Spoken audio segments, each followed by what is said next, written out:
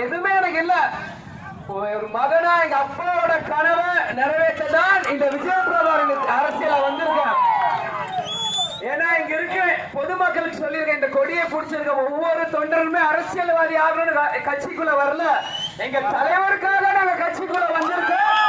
ஏன்னா கேப்டன் சொல்றத திரும்பிய சொல்றீங்க, மக்களை தந்த தட்டுல வச்சு தாளாட்டுவாங்க.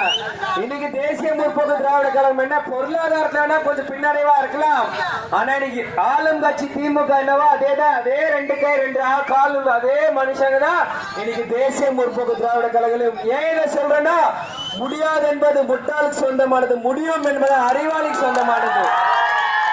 நிச்சயம் நம்மனால முடியும், முடியாதுன்னா எதுவுமே இல்லை, நிச்சயம் நம்மனால முடியும்.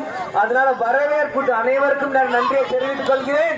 கடைசி வரைக்கும் உங்களோட உறுதுணையா நான் நிற்க தயார். நீங்களே நம்ம கேப்டனுக்காகவும் நம்ம தேமுதிகவும் நிற்க நீங்க தயாரா இருக்கணும் என்று கூறி விடை பெறுகிறேன். நன்றி, வணக்கம்.